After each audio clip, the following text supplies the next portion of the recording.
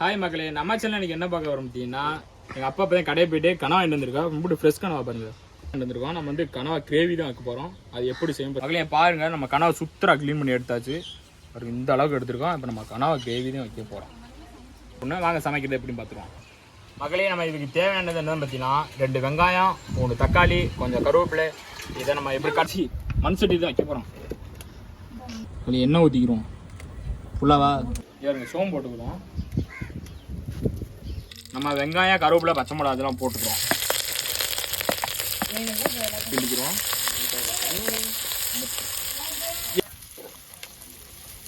நல்லா வெங்காயம் வந்துருச்சு. இப்போ தக்காளி சேர்த்துக்கிறோம்.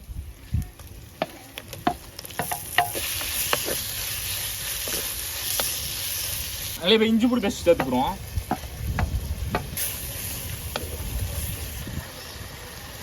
மசாலா பொடி சேர்த்துக்கலாம். அது எங்கள் ஊர் ராமநாதபுரத்தோட மசாலா பொடி. இதை சேர்த்துக்கணும்.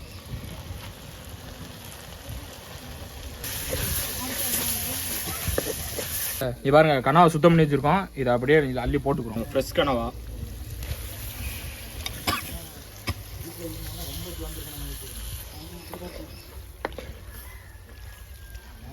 மசாலா நல்லா ஒன்னோட ஒன்று கலக்கி நல்லா கலந்து விட்டுருங்க.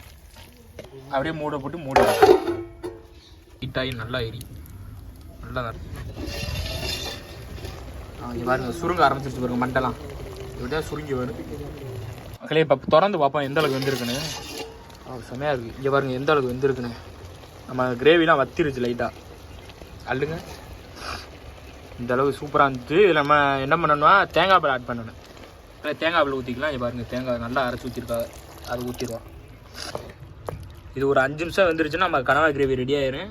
தேங்காய் பால் ஊற்றி ஒரு 5 நிமிஷம் ஆச்சு மக்களே. இப்போ எந்த அளவுக்கு இருக்குன்னு பார்ப்போம்.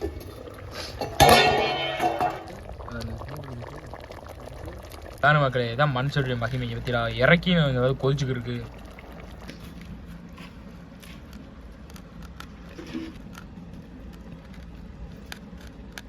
மக்களே நம்மளோட கனவா கிரேவி ரெடி ஆயிடுச்சு. இங்கே பாருங்க சுட சுட இருக்கு.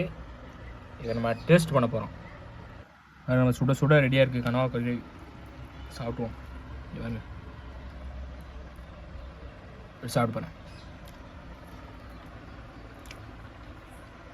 பாருங்க கனவா மண்டை.